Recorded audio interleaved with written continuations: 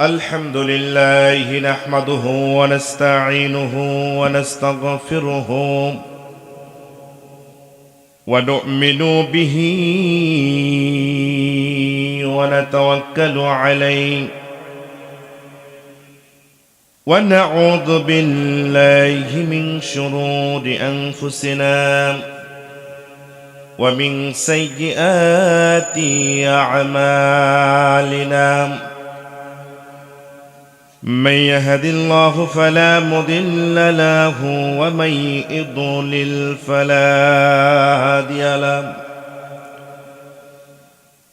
أشهد أن لا إله إلا الله وحده لا شريك له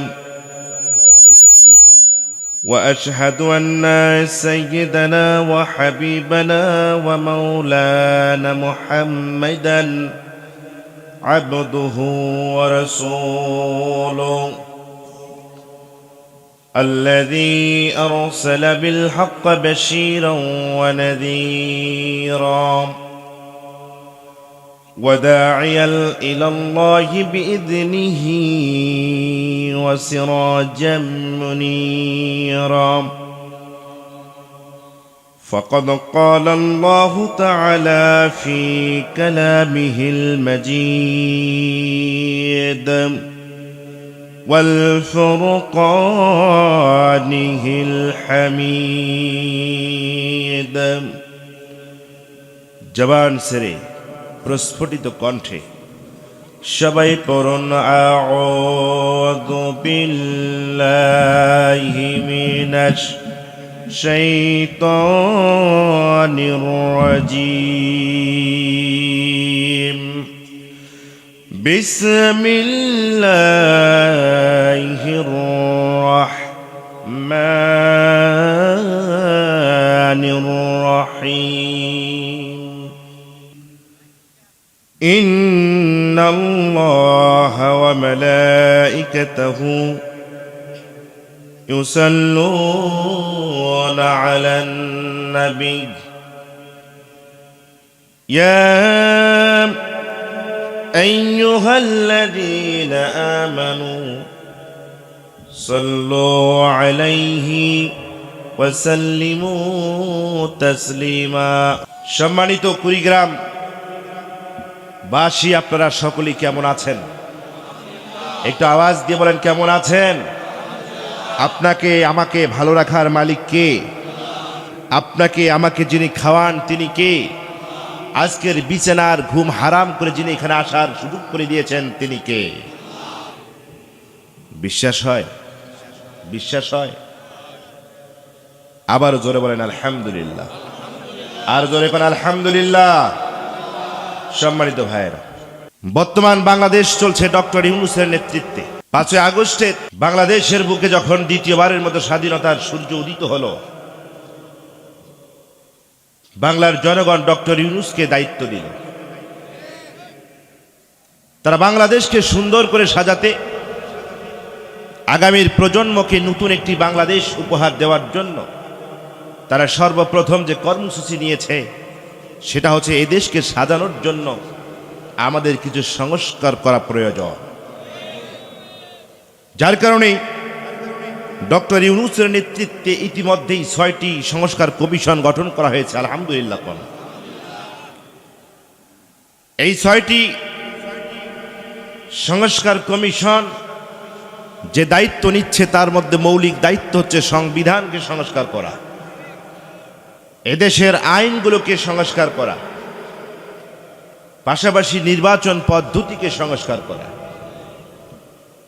আমি ডক্টর ইউনূসের এই সংস্কার করার যে উদ্যোগ, সে উদ্যোগকে আমি ব্যক্তিগতভাবে স্বাগত জানাই। তবে এটা ধ্রুব সত্য, কোনো দেশ কোনো জাতিকে বৈষম্যহীন ইনসাফ ভিত্তিক জাতি রাষ্ট্র গঠন করতে হলে, বিশ্বের উচ্চ পর্যায়ে দেশকে নিয়ে যেতে হলে শুধু পাঠ্য পুস্তকে আইনের অভিধানে শুধু আইন সংস্কার করলেই হবে না, বরঞ্চ এদেশের রাষ্ট্রের সর্বোচ্চ সচিবালয় থেকে শুরু করে স্কুলের সর্বনিম্নের পিয়নে যে ব্যক্তিরা চাকরি করে, এই সমস্ত কর্মকর্তা কর্মচারীদেরকে নিজেদেরকে সংস্করণ করতে হবে। আমার দেশে যারা রাজনীতি করে বাংলাদেশের 16 কোটি মুসলমানের সাথে বরাবর এই প্রতারণা, ধোঁকাবাজি, চিটারি, বাটপারি করে স্বাধীনতার পর থেকে বিগত কয়েক বছর এদেশ পরিচালনা করেছে, এই সমস্ত রাজনৈতিক দলগুলোকে নীতি নৈতিকতার দিক থেকে, আদর্শের দিক থেকে সংস্কার হতে হবে। শুধু তাই নয়, এই বাংলাদেশের আপামর জনতা যারা একটা আঙ্গুলের মালিক, কথা বলেন, যারা একটা আঙ্গুলের মালিক, এই সমস্ত আপামর জনতাকেও এই বাংলাদেশকে পরিবর্তন করতে হলে, এই বাংলাদেশকে ইনসাফ ভিত্তিক সফল রাষ্ট্র গঠন করতে হলে, যার একটা আঙ্গুল আছে সেই ব্যক্তিকেও নিজে থেকে সংস্করণ শুরু করে দিতে হবে। আমরা দেখেছি এদেশের ইসলামী দলগুলো নীতি নৈতিকতার দিক থেকে অনেক আগায় আছে, আলহামদুলিল্লাহ কোন। কিন্তু যেই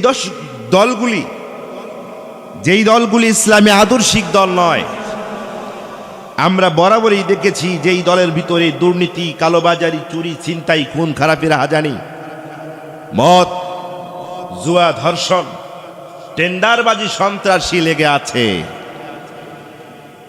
সেই দলগুলোকেও সংস্কার হতে হবে। কথা বলেন না কেন?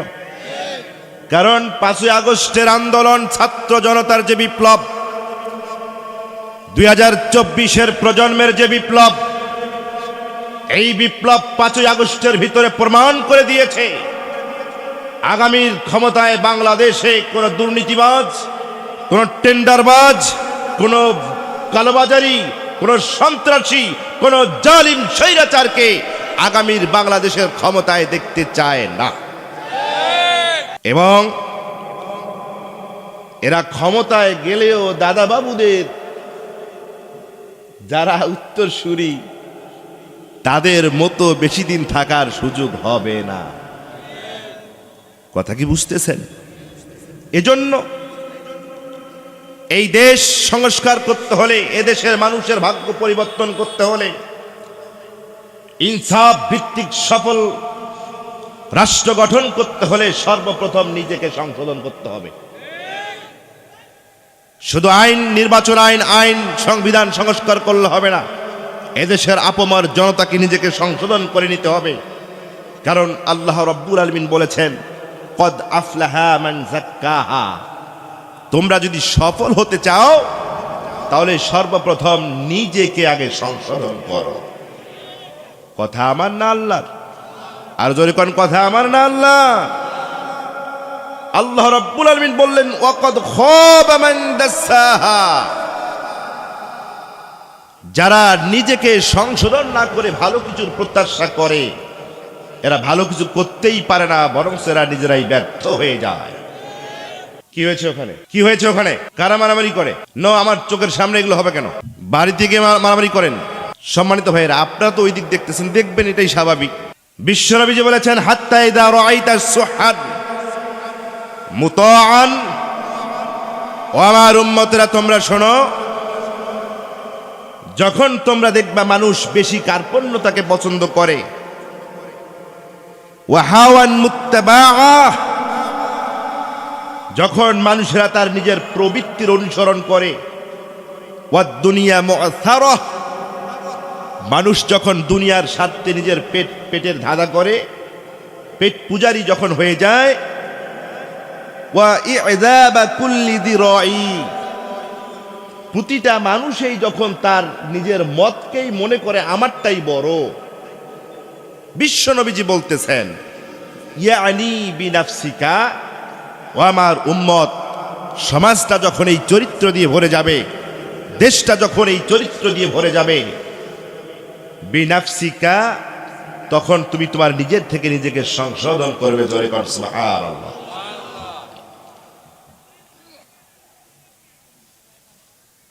সংশোধন করে ক্ষমতায় যেতে হবে। তার কারণ বিগত 16টি বছর ধরে একটি দল এদেশের জান মাল সব কিছু চেটে পুটে খেয়ে শুধু দেশে টাকা জমায় নাই, বিদেশে পর্যন্ত টাকার পাহাড় তারা জমিয়েছে। আর এই বিগত 16 বছর ধরে এক দল না খাওয়ার কারণে, না পাওয়ার কারণে, না খেয়ে খেয়ে চামড়া গায়ের গোস্ত সব শুকায় ফেলেছে। এখন এই খিদা নিয়ে যদি তারা সেখানে যেতে চায়, বাংলার তৌহিদি জনতা কখনো ছাড় দেবে? এজন্য নিজেকে সংশোধন করে যেতে হবে, না হলে যেই লাউ সেই করবে। ঢেকি স্বর্গে গেলেও কি করবে? বারাবার দেবে। সম্মানিত ভাইয়েরা আমার, কুড়িগ্রামবাসী, দেশের আমূল পরিবর্তন করার জন্য সর্বপ্রথম নিজেকে সংস্কার করতে হবে। আর দেশের প্রতিটা জনগণ যার একটি আঙ্গুল রয়েছে, সেই জনগণকে সিদ্ধান্ত নিতে হবে এই দেশ সংস্কার করার জন্য, এই দেশকে সফল রাষ্ট্র করার জন্য আমার সর্বপ্রথম উদ্যোগ হবে। বিগত 16টি বছর নয়, দেশ স্বাধীনতার পর থেকে আমরা যে নেতাকে, নেতৃত্বকে দায়িত্ব দিয়েছিলাম, ক্ষমতার মসনদে দিয়েছিলাম, আমরা বুঝতে পেরেছি এই কোন দল দিয়ে, এই ধরনের কোন নেতা দিয়ে আমাদের ভাগ্য পরিবর্তন হয়নি। সুতরাং আমাদের এই আঙ্গুলের মধ্য দিয়ে বিগত শাসন ব্যবস্থায় আমাদের এমন নেতা নির্বাচন করতে হবে, যেই নেতার মধ্য দিয়ে আবু সাইদের যে স্বপ্ন, মীর মুগ্ধের যে স্বপ্ন, নাইমা সুলতানের যে স্বপ্ন, শাহাদাত ফয়সালের যে স্বপ্ন, সেই স্বপ্ন পূরণ করার জন্য আমাদের এই আঙ্গুল ব্যবহার করে যোগ্য নেতৃত্ব নেতা গঠন করে বাংলাদেশের ক্ষমতা তাদের হাতে অর্পণ করতে হবে। কথা বলেন ঠিক না?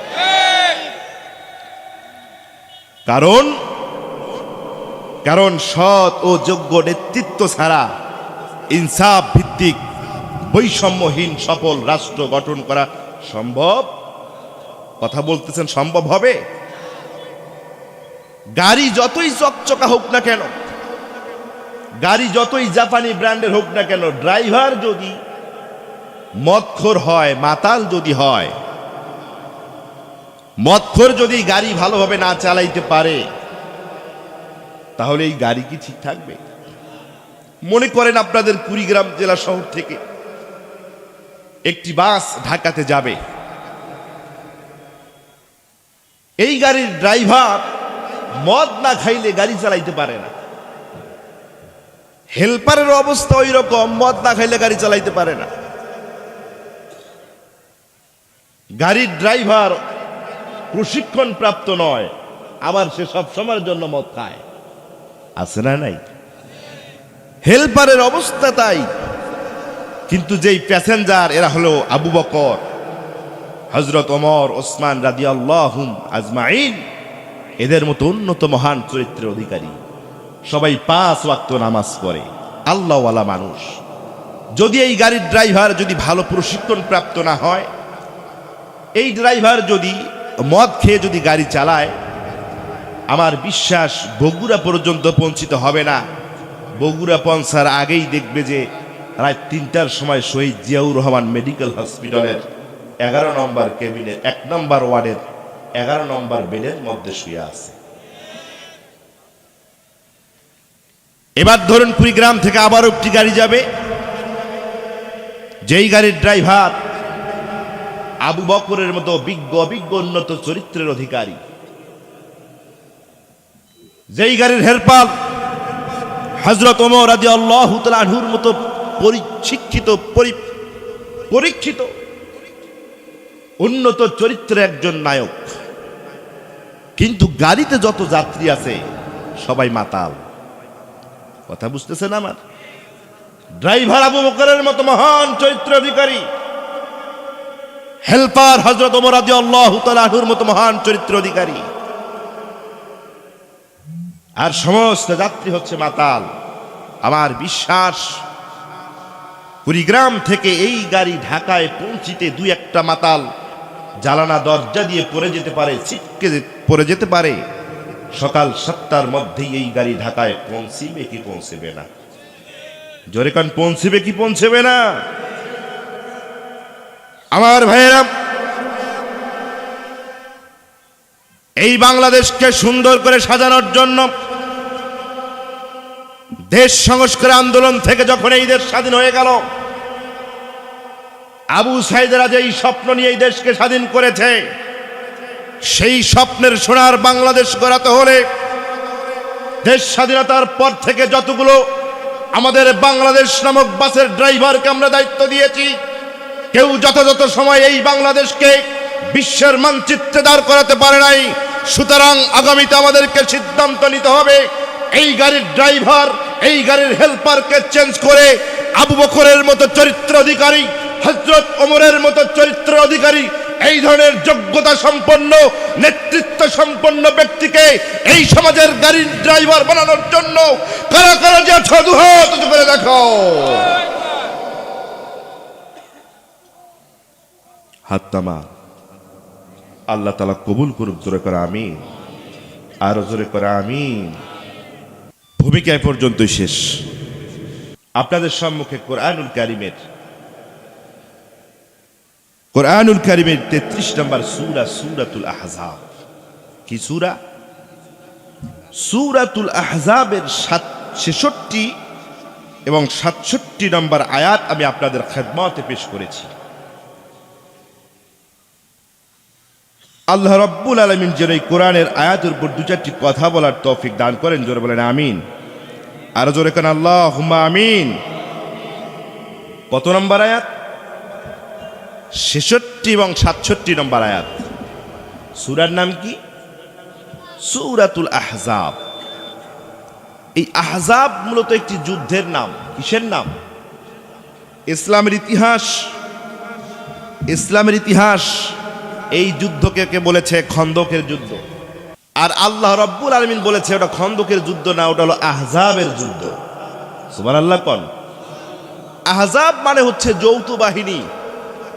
কিছুদিন আগেও আমরা এই যৌথ বাহিনীর কথাটা টিভির পর্দায় গ্রামগঞ্জে বিভিন্ন অভিযানের জন্য আমরা দেখেছি। মদিনা রাষ্ট্রকে নস্যাৎ করে দেওয়ার জন্য, মুসলমানদেরকে পৃথিবী থেকে চিরতরে মুছে ফেলার জন্য আরব বিশ্বের সমস্ত দল, সমস্ত গোত্র, সমস্ত জাতি ঐক্যবদ্ধ হয়েছিল, মহাজোট তারা গঠন করেছিল, মহাঐক্য গঠন করেছিল। যে কোনো কিছুর বিনিময় হলেও এই আরবের ভূখণ্ড থেকে মদিনা নামক মুসলমানদের রাষ্ট্রকে মাটির সাথে মিশাই দিতে হবে। মুসলমানদেরকে মাথা চারা দেওয়ার সুযোগ দেওয়া যাবে। এই জন্য সকল দল মিলে একটা যৌথ অভিযান করেছিল। এই জন্য আল্লাহ তাআলা বলছে যে এটা হলো আহজাবের যুদ্ধ। যৌথ বাহিনী তোমাদেরকে অ্যাটাক করেছিল, এটা সেই যুদ্ধ। সুবহানাল্লাহ কোন? এবং তার পরিবার। সুবহানাল্লাহ কোন? এই সূরার অনেক বড় একটা অংশে শুধু আল্লাহ তাআলা তার রাসূল সাল্লাল্লাহু আলাইহি সাল্লামকে তার পরিবার সংস্করণের সংশোধনের জন্য আল্লাহ তাআলা অনেক বিধান দিয়েছেন। সুবহানাল্লাহ কোন? আল্লাহ তাআলা এই সূরার শুরুতেই বলেছেন ইয়া আইয়ুহান নবী ইত্তাকিল্লাহ। এই সূরার শুরুতে বললেন হে নবী, আগে আপনি আমাকে ভয় করুন, তারপর আপনার উম্মতেরা আপনাকে মানবে। সুবহানাল্লাহ।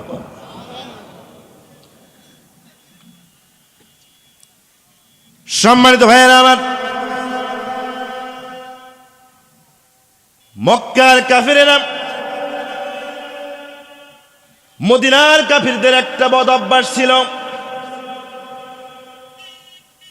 এরা যখন তখন বিশ্ব নবীজির দরবারে চলে যেত, বিশ্ব নবীজির কাছে গিয়ে বলতো ইয়া মুহাম্মদ, ও জামানার পয়গম্বর, তুমি নাকি নবী?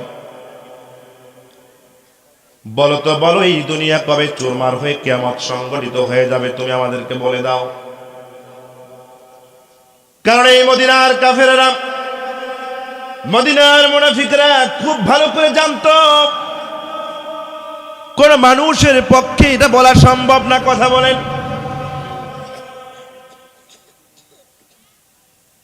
কিয়ামত কখন সংঘটিত হবে এটা একমাত্র আল্লাহ রাব্বুল আলামিন জানেন, কোন নবী জানে না। এবং আল্লাহ রাব্বুল আলামিনের পক্ষ থেকে কোন নবীকে ওই বিষয়টা সুনির্দিষ্ট বিষয় বলে দেওয়া কি সম্ভব? কথা বলেন। যার কারণে বিশ্ব নবীকে লাঞ্ছিত করার জন্য, বিশ্ব নবীকে অপমানিত করার জন্য মদিনার মুনাফিকরা কাফেরা বিশ্ব নবীর কাছে গিয়ে বলতো, মুহাম্মদ বলো কিয়ামত কখন হয়ে যাবে? তাদের এই প্রশ্নের জবাবে আল্লাহ রাব্বুল আলামিন এই সূরাতুল আহজাবের 65 নম্বর আয়াত থেকে 68 নম্বর আয়াত নাজিল করে দিয়ে বললেন, ও আমার বান্দারা, ও মদিনার কাফেরেরা, শুনে রাখো, কিয়ামত কখন হবে এইটা কথা কোনো মানুষ জানে না। জানেন কে? এই কুড়িগ্রামবাসী কথা বলেন, জানে কে? আল্লাহ রাব্বুল আলামিন বললেন, কিয়ামত কখন সংঘটিত হবে এটা তুমি জানো না, এটা আমি জানি। তুমি মানুষদেরকে বলে দাও, এটার জ্ঞান শুধু আল্লাহ তাআলার কাছে আছে। তবে নবী, তোমার আর 2-4টা কথা বলে দেই। যারা তোমাকে বারবার সে ডিস্টার্ব করে, তোমাকে যারা অপমানিত করতে চায়, তোমাকে যারা লাঞ্ছিত করতে চায়, তাদেরকে বলে দাও। কি বলে দাও? ইয়াউমা তুকাল্লাবু উজুহুহুম ফিন্নার। ও আমার হাবিব, এই সমস্ত কাফের বেঈমান মুনাফিকদেরকে তুমি বলে দাও, কিয়ামত কখন হবে এটা জানবা না, তবে কিয়ামতের কিছু দৃশ্য আছে, কিছু কিয়ামতের কিছু আযাব আছে, কিয়ামতের কিছু তোমাদের খবর আছে, এই খবরের কথা তাদেরকে জানায় দাও। কারণ কিয়ামত কখন সংঘটিত হবে এটা বেশি জরুরি না নিজেকে সংস্কার করে আল্লাহ রাব্বুল আলামিনের দরবারে দাঁড়াতে হবে, এটা বেশি জরুরি। আল্লাহ রাব্বুল আলামিন বললেন, কিয়ামত কখন হবে এটা জানতে হবে না, বরং কিয়ামতের ময়দান কায়েম হয়ে যাওয়ার পরে কাফিরদেরকে আমি ধরব, কাফিরদেরকে শাস্তির মোকাবেলা করব। কাফিরদেরকে সেই শাস্তির কথা জানায়া দাও। আল্লাহ রাব্বুল আলামিন বললেন, ইয়াউমা তুকাল্লাবু উজুহুহুম ফিন্নার। কিয়ামতের ময়দান কায়েম হয়ে যাওয়ার পরে যখন বান্দারা জান্নাতে চলে যাবে, আবার অনেকে জাহান্নামে চলে যাবে। জাহান্নামে চলে যাওয়ার পরে বান্দারা নিজেরাই কথা বলবে, একজন আরেকজন কথা বলবে। সম্মানিত ভাইয়েরা আমার, এই কোরআনুল কারীমের ভিতরে আল্লাহ রাব্বুল আলামিন জাহান্নামীরা কি কি কথা বলবে অনেক কথাই বলে দিয়েছেন। কেন তারা আজকে জাহান্নামে গেল, অনেক কথাই কাফিররা জাহান্নামের ভিতরে বলবেন, আল্লাহ তাআলা কোরআনুল কারীমে আমাদেরকে জানাই দিয়েছেন। তবে সমস্ত জাহান্নামীরা সর্বপ্রথম যে কথাটা বলবে সেই কথা আজকে আমি আপনাদেরকে শোনাই দেব। সুবহানাল্লাহ, আরো জোরে কান সুবহানাল্লাহ। জাহান্নামে যাওয়ার পরে সর্বপ্রথম জাহান্নামীরা বলবে, জাহান্নামে যাওয়ার পরে যখন আযাবের কারণে তাদের চেহারাগুলো বারবার পরিবর্তন হয়ে যাবে, গা থেকে গোস্ত মাংসগুলো খসে যাবে, আবার চোখের পলকে গায়ের ভিতরে গোস্ত মাংস হয়ে যাবে। জাহান্নামের পুরোপুরি আযাবটা যখন তারা পাওয়া শুরু করবে, তখন তারা কি বলবে? ইয়াকুলুনা ইয়া লাইতানা আতা'না আল্লাহ ওয়া আতা'না আর-রাসূলা। কুড়িগ্রামের মুসলমান ভাইয়েরা ভালো করে শুনুন, জাহান্নামের ওই আযাবের কাফিররা বলবে, ইয়া লাইতানা, আয় আমাদের পরকুপাল, আয় আমাদের দুর্ভোগ, আমাদের জন্য কত না লাঞ্ছনা। আমরা কেন দুনিয়ার জীবনে আতানা আল্লাহ, আল্লাহর কেন আনুগত্য করি নাই, ওয়া আতানা আর-রাসূলা, দুনিয়ার জীবনে বিশ্ব নবীজি কেন কে আমরা নেতা মানি না? কথা আমার না কার? এই মুসলমান কথা বলেন, কথা আমার না কার?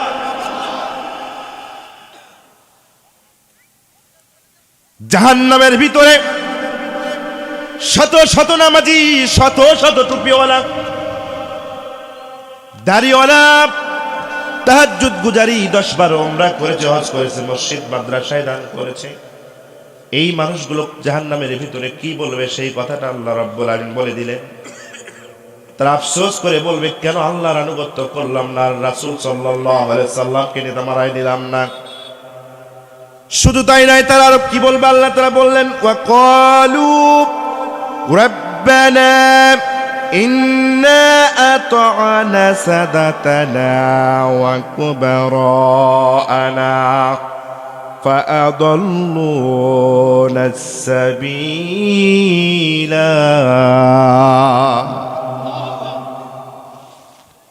আল্লাহ রাব্বুল আলামিন বললেন, ও নবীজি, কিয়ামত সম্পর্কে যারা তোমাকে জিজ্ঞাসা করেছিল ওই মানুষদেরকে বলে দাও, আমি কোরআনুল কারীমের ভিতরে নাজিল করে কিয়ামত পর্যন্ত সমস্ত বান্দাকে আমি জানাই দিলাম। জাহান্নামীরা সেই দিন বলবে, রব্বানা, ও আমাদের রব, ইন্না তা'না সাদাতানা ওয়া কুবারা'না, দুনিয়ার জীবনে তোমার নবীকে নেতা হিসেবে মানি নাই। আমাদের দেশের ভিতরে কিছু পাতি নেতা ছিল, সেন্টু ভেঙ্কু নেতা ছিল, আমাদের কিছু মুরব্বী ছিল, অমুক তমুক হ্যান ত্যান অমুক তমুক, এইরকম নেতা আমাদের বাংলাদেশে আছে না নাই? এই ধরনের কিছু নেতা ছিল। ও আমাদের রব, আমরা এই নেতাগুলোর অনুসরণ করেছি, বিশ্ব নবীকে অনুসরণ করি নাই।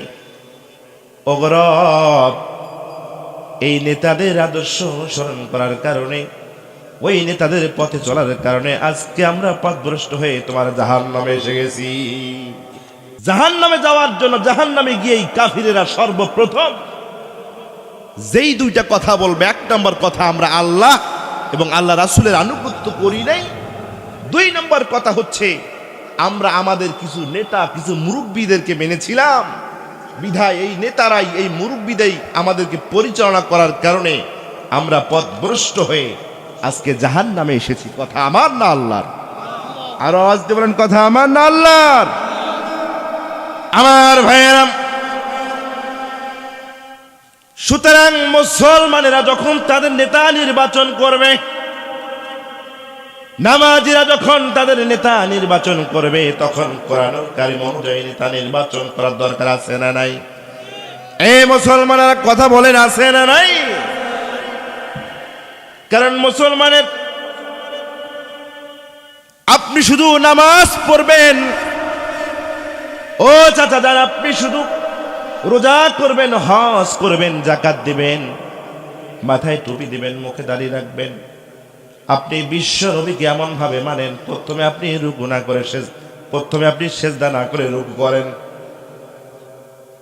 নামাজে আপনি প্রথমে হাত বাঁধতেছেন, তারপরে রুকু করতেছেন, তারপরে সিজদা দিচ্ছেন, কারণ আমি বিশ্ব নবীকে মানতেছেন। কথা বলেন। লক্ষ লক্ষ টাকা খরচ করে যখন কাবার আঙ্গিনায় চলে যাবেন, কোনটা আগে করতে হবে, কোনটা পরে করতে হবে, বিশ্ব নবী কি নির্দেশনা দিয়েছিল, কোরআনুল কারীমের ভিতরে কি নির্দেশনা দিয়েছিল, সেটা আপনি মানবেন। কথা বলেন, ঠিক না ব্যাঠিক?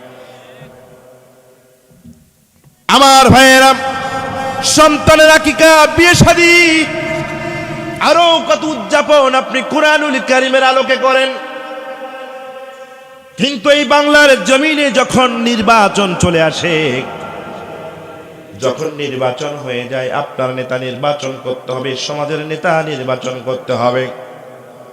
সংসদের ভিতরে যখন আপনি নেতা পাঠাবেন, সংসদে আপনি আপনার প্রতিনিধি পাঠায় দেবেন, তখন আপনি কোরআনুল কারীম দিয়ে নেতা নির্বাচন করলেন না, হাদিসের আদর্শ মোতাবেক নেতা নির্বাচন করলেন না। আল্লাহি বিল্লাহি, আল্লাহর কসম করে বলি, আপনি নামাজি হতে পারেন, রোজাদার হতে পারেন, যাকাত দাতা হতে পারেন, হাজি হতে পারেন, গাজী হতে পারেন, যদি সংসদে এমন নেতাকে পাঠায় দিলেন সবচাইতে দুশ্চরিত্র লম্পট, এই সমাজের সবচাইতে মদারু গাজারু এরকম একজন আদর্শহীন, এইরকম একজন লম্পট চাঁদাবাজ সন্ত্রাসীদের লিডারকে আপনি নেতা বানায় সংসদে পাঠায় দিলেন, আর রাতের অন্ধকারে আল্লাহর দরবারে তাহাজ্জুদের সিজদায় আপনি পড়ে থাকেন। ও বাংলার মুসলমানেরা বলেন তো, আল্লাহ কি আপনাকে চেনে না নাকি না চেনে? আল্লাহ কি আপনার মন্তব্য বোঝে না না বোঝে? আমার ভাইয়েরা, আল্লাহর নামে কসম করে দিয়ে যাই, যদি এরকম কোন দুশ্চরিত্রের কোরআন বিরোধী যদি কোন নেতা নির্বাচন করেন, কোরআনুল কারীমের আলোকে যদি নেতা বানায় নেন, আপনি তাহাজ্জুদ গুজারি হতে পারেন, দানশীল হতে পারেন, হাজী হতে পারেন, আপনার জন্য আল্লাহর জান্নাত না, আপনার জন্য আল্লাহর জাহান্নাম। কথা বলেন ঠিক না বেঠি? আমার ভাইয়েরা, সূরাতুন নিসা 85 নম্বর আয়াতের ভিতরে আল্লাহ রাব্বুল আলামিন বলছেন, ওয়া মান ইয়াশফা শাফাআতান হাসানাতান ইয়াকুন লাহু নাসীবুম মিনহা ওয়া মান ইয়াশফা শাফাআতান সাইয়্যাতান ইয়াকুন লাহু কিফলুন মিনহা ওয়া কানাল্লাহু আলা কুল্লি শাইইন মুকীতা। আল্লাহ রাব্বুল আলামিন বললেন, বান্দারে, ওয়া মান ইয়াশফা শাফাতান হাসানাতান ইয়াকুন লাহু, এ বান্দা, তোমার একটা ভোটে যখন কোন নেতা নির্বাচন হয়ে যাবে, ওই নেতাটা যখন সমাজের ভিতরে ভালো কাজ করবে, কল্যাণকর কাজ করবে, ওই নেতা যখন সমাজমূলক মানবিক যখন যতগুলো সওয়াবের কাজ করবে, তোমার এই আঙ্গুল দিয়ে তাকে সাপোর্ট করার কারণে আমি আল্লাহ রাব্বুল আলামিন ওই ভালো কাজের কিছু সওয়াব তোমার আমলনামায় দিয়ে দেব। জোরে কোন সুবহানাল্লাহ। তোমার সমর্থনে, তোমার সুপারিশে যদি কোনো বান্দা নেতা হয়ে যায়, আর ওই নেতা গিয়ে যত কল্যাণকর কাজ করবে, সব কল্যাণকর কাজের সওয়াব আমি আল্লাহ তোমাকেও দিয়ে দেব। আবার যদি তোমার এই সুপারিশকৃত নেতা, তোমার ভোটে নির্বাচিত নেতা যদি সংসদে যাওয়ার পরে, চেয়ারম্যানের ক্ষমতায় বসার পরে, যদি কমিশনার হয়ে যাওয়ার পরে যত কাম কুকাম করবে, ইসলামের বিরুদ্ধে ষড়যন্ত্র করবে, ইসলামের বিরুদ্ধে আইন পাশ করবে, যত কাম কুকাম করবে, মদ খাবে, জুয়া খাবে, হোটেলের ভিতরে মেয়ে নিয়ে ফুর্তি করবে, মজা করবে নেতা, আল্লাহ রাব্বুল আলামিন সূরাতুন নিসার 85 নম্বর আয়াতের ভিতরে বলে দিলেন, ওই যে তুমি নেতা বানাই দিয়েছো, এই নেতা যত অকাম কুকাম করেছে, নেতা হওয়ার পরে আমি আল্লাহ রাব্বুল আলামিন ওই অকাম কুকামের গুনাহ তোমার আমলনামায় পৌঁছায় দেব। শুধু তাই না, আল্লাহ রাব্বুল আলামিন বললেন, ইয়াওমা নাদউ কুল্লা উনাসিন বিইমামিহিম, কিয়ামতের ময়দানে তোমরা যেই নেতার পিছনে ঘুরেছো, যেই নেতার পেছনে স্লোগান দিয়েছো, অমুকের আদর্শের সৈনিক, তমুকের আদর্শের সৈনিক, আমি আল্লাহ রাব্বুল আলামিন সেই নেতাদের নাম ধরে তোমাদেরকে আমার সামনে হাজির করব।